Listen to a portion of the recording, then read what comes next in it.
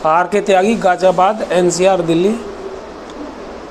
ओम सच्ची Janvani, the truth speaks channel पर आपका स्वागत है। चैनल को सब्सक्राइब कर लें, हमारी मदद होगी, चैनल का विस्तार होगा।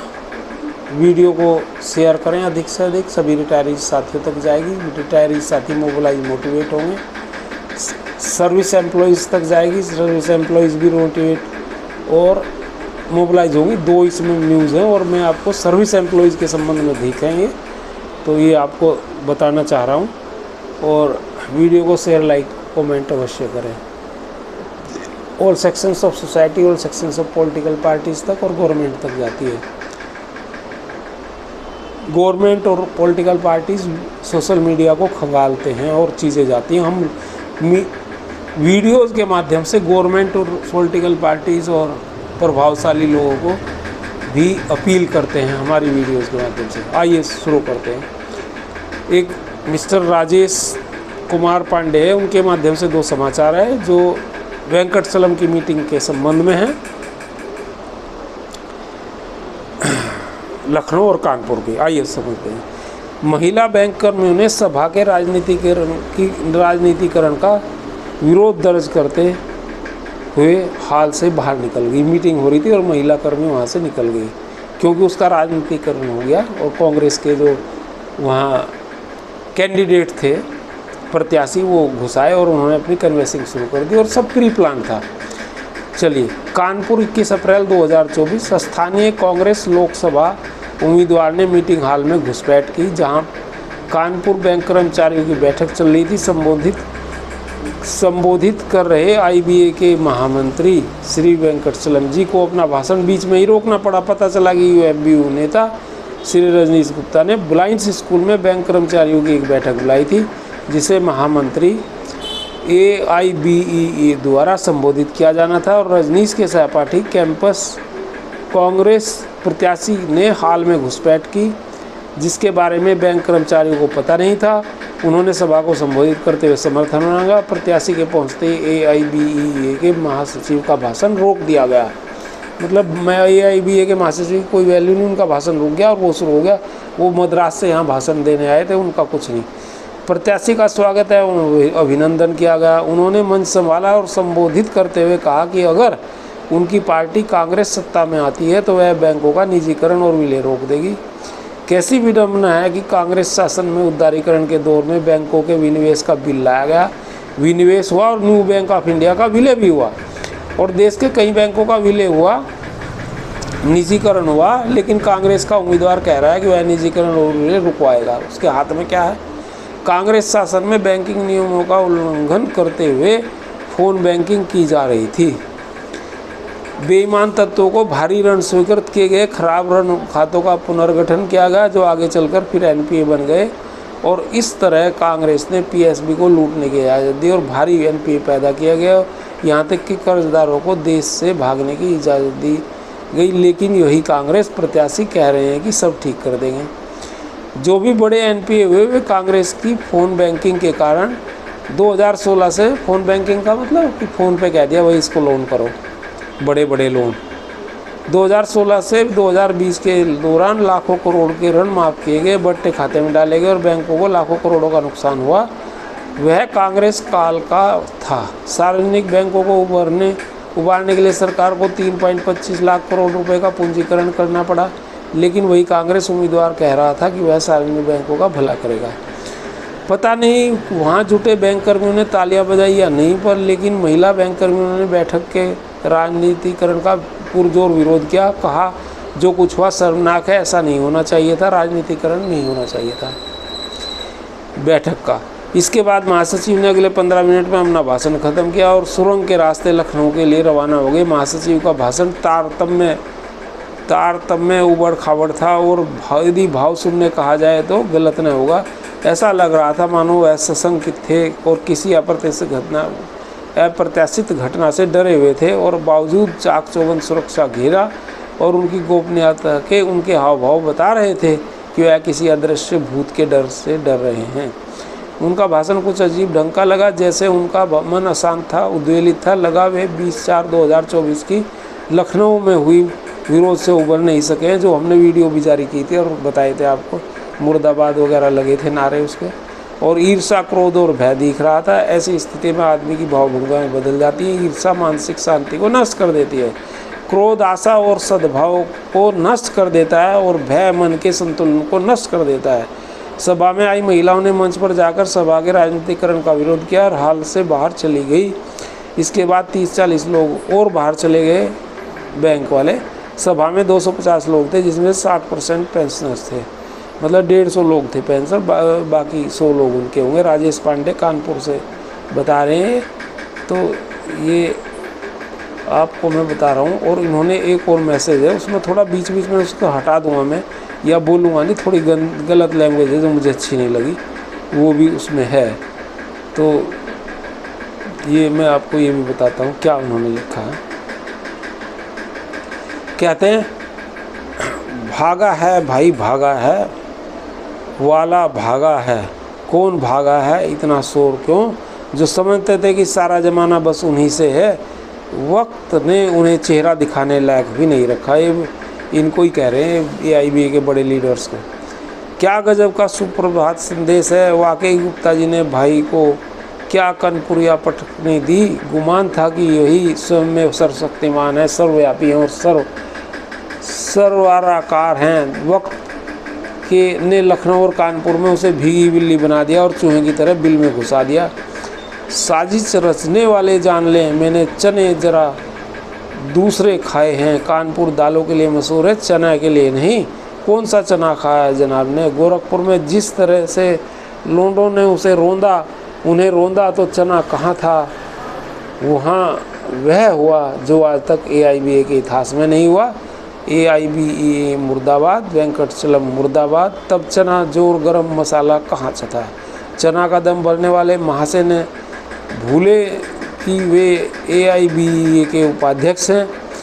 उनमें कोई शर्म हया जो अपनी नैतिक जिम्मेदारी स्वीकार करें। चना तो गोरखपुरियों ने खाया है, जिन्होंने तुम्हें लोहे का चना चबवाया। और आगे जो इन्होंने सेंटेंस लिखी वो मैं पसंद नहीं करता, और मैं उसको इसीलिए मैंने कई ग्रुपों में से डाला था, बाद में डिलीट कर दिया था। ये थोड़ा ठीक नहीं है, अशोभनीय भाषा है। तो ये वास्तव में गोरखपुर में भी इनके खिलाफ बड़ा वो हुआ था, हल्ला गुल्ला, और तमाम ये मुर्दाबाद जो है। और फिर यहाँ लखनऊ में भी हुआ था, आपको वीडियोस दिखाए थे।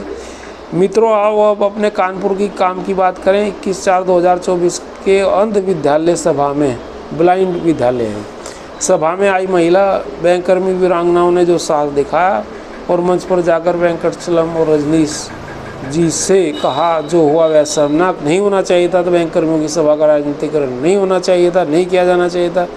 वह अपने आप में अद्वितीय है। महिलाओं की अग्रणी पहल नारी शक्ति की मिसाल है। हम इनको नमन करते हैं। उन्होंने कानपुर के क्रांतिकारी विरासत को बढ़ाया है। पुरुष बैंककर्मी शर्मिले हो गए हैं, उन्हें चूड़ियाँ पहन लेनी चाहिए। और आगे भी इसमें कुछ जो लिखा है वो मैं नहीं पढ़ूँगा, नहीं बताऊँगा, मुझे नहीं पसंद। महिलाओं भी यहाँ होती हैं हमारे चैनल पर, 9-10% महिलाएँ सुनती हैं इसको, हम नहीं कह सकते, और ना हम ग्रुप्स में कहते हैं। हमने वो डिलीट कर दिए थे इसीलिए। महिला साथियों ने हाल छोड़ दिया और उनके साथ 20 लोग बाहर चले गए। महिला साथियों के क्रांतिकारी तेवर के लिए देश भर से जो बधाई संदेश आए, उन्होंने आदरणीय स्वर्गीय श्री JD मिश्रा, हरमंगल प्रसाद, महेश वाजपेयी और डॉक्टर पुरुषोत्तम वाजपेयी, तिरजुगी नारायण मिश्रा, महेश मिश्रा की क्रांतिकारी विरासत को जीवंत कर दिया। कानपुर के बैंक कर्मियों का गौरव बढ़ाने के लिए महिला साथियों का ससम्मान अभिवादन। बेहद गुप्त तरीके से कानपुर के बैंक कर्मियों को अंधकार में रखते हुए UPBEU के कार्यवाहक महामंत्री रजनीश गुप्ता ने ED गठबंधन का समर्थन करने के लिए CPI AITUC के एजेंडे को छद्मी तरीके से आगे बढ़ाने के लिए 21/4/2024 को कर्मचारियों की बैठक बुलाई और अपना रोब गालिब करने के लिए महामंत्री AIBA को भी बुलाया। और यह बैठक बैंक कर्मियों से जुड़े मुद्दों से नहीं, बल्कि कांग्रेस प्रत्याशी के समर्थन के लिए की गई। रहस्य तब खुला जब कांग्रेस के संसद प्रत्याशी अचानक अपनी चुनावी संभावना को बेहतर करने तथा बैंक कर्मियों को संबोधित करने के लिए सभा स्थल पर सपा नेताओं के साथ सपत्नीक पहुंचे। और इसके पहले का बैंक कर्मियों को कुछ समझ में आता, AIBA के महामंत्री का भाषण बीच में रोक दिया गया। कांगी प्रत्याशी का कांग्रेस प्रत्याशी का अवगत किया गया और उससे संबोधित करने का मौका दिया गया। यह स्पष्ट हुआ कि गुप्त रूप से पहले से ही सब कुछ तय था। यह पहली बार हुआ जब AIBA UPBU प्लेटफार्म का राजनीतिकरण हुआ और बैंक कर्मियों की सभा चुनावी सभा में बदल गई। इतिहास में कभी भी ऐसा नहीं हुआ। यहाँ तक कि CPI नेताओं तक को राजनीतिक लाभ के लिए AIBA UPBU या किसी अन्य राज्य संगठनों के मंच पर उपयोग करने की अनुमति नहीं दी गई थी, जबकि CPI बैंक कर्मियों के हमदर्द दोस्त रही हैं।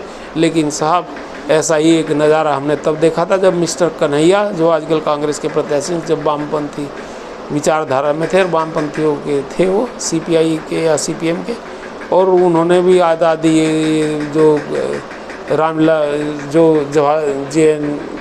जवाहरलाल नेहरू यूनिवर्सिटी में उन्होंने आज़ादी हमको चाहिए, आज़ादी ये आज़ादी वो आज़ादी, और उस पर थिरक रहे थे वेंकटचलम और दूसरे साथी। वो भी एक था और वो गलत था, विरोध हुआ था उसका भी खूब।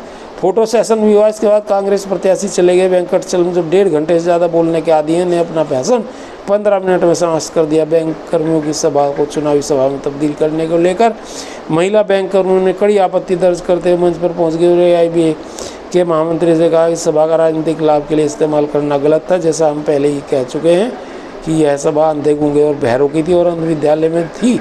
जो सभा में भाग लेने वालों ने सभा में क्या हुआ यह न देखा न सुना, और जब कहा देखा सुना ही नहीं तो बोलते भी कैसे। कहा जहाँ जा सकता है कि लोग मूक दर्शक बने रहे, लेकिन महिलाओं ने अपना प्रतिरोध जताया और बाहर चली गई। मर्यादा की सारी सीमाएं टूट गई। कांग्रेस उम्मीदवार VIP था, जो आया वैसे ही AIBA के महामंत्री का भाषण रोक दिया गया। और चुनाव में जितने भी नेता ये भाषण देते हैं सारे झूठे निकलते हैं इनके। इसके कहने का क्या मतलब है कि ये कर दूंगा और वो कर दूंगा, और कौन पूछेगा इसे अगर सत्ता में आ भी गए। वैसे आ नहीं रहे। यह समर्थन मांगने नहीं आता बल्कि आशीर्वाद देने आता। यह मुख्य अतिथि था, तभी तो वेंकटचलम को किनारे होना पड़ा। ऐसी बेइज्जती आज तक किसी महामंत्री की नहीं हुई। बहरहाल मिस्टर गुप्ता ने AIBA UPBU के राजनीतिक मामलों से समान दूरी और राजनीतिक होने के उच्च मूल्यों की लंबी परंपरा और प्रतिबद्धता को एक बैठक में पाखंड में बदल दिया। AIBA का एक स्वतंत्र ट्रेड फेडरेशन है जिसमें हर धर्म, मजहब, राजनीतिक, सामाजिक, आर्थिक पृष्ठभूमि बैंक कर्मी शामिल होते हैं। श्री गुप्ता की BOB यूनियन की गोरखपुर बैठक में AIBA मुर्दाबाद के नारे लगाए गए थे। वेंकटचलम मुर्दाबाद के नारे लगाए गए थे। लखनऊ में लोगों ने इसे दोहराया। वेंकटचलम वापस जाओ, शर्म करो, डाउन डाउन मुर्दाबाद कठोर शब्दों में भर्त्सना का जवाब दिखा।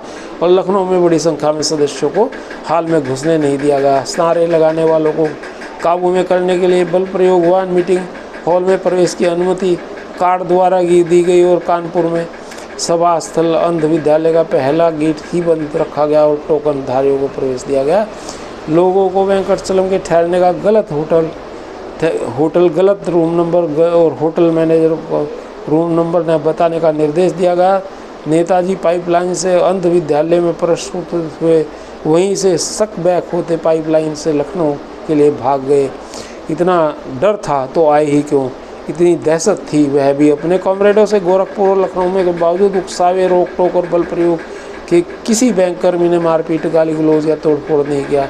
हमें नहीं लगता कि संगठन के सदस्यों के साथ इस तरह का उद्दंड व्यवहार करना जरूरी था। लोगों में गुस्सा है, उनके सवाल हैं जिसे पूछने का उनका हक है, उन्हें सुना जाना चाहिए था। इतना गुस्सा, लेकिन गुस्सा इतना ज़्यादा था कि आयोजक जोखिम लेने की स्थिति में नहीं थे। आक्रोश सब घृणा में बदल जाता है तो लोग विवेक होकर कुछ भी कर सकते हैं। हम अपने पूर्व मेल में वेंकटचलम की भावभंगम और उनके सतही भाषण और डर का उल्लेख कर चुके हैं। यह मानने के पर्याप्त कारण है कि अगर विरोध करने वालों को हाल में घुसने दिया होता तो वह अब जो इन्होंने लिखा है उसे भी मैं नहीं पढ़ सकता।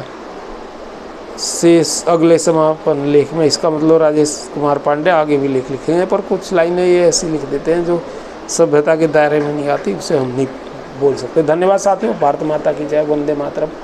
राजेश कुमार त्यागी। 8588898205। ओम नमः शिवाय।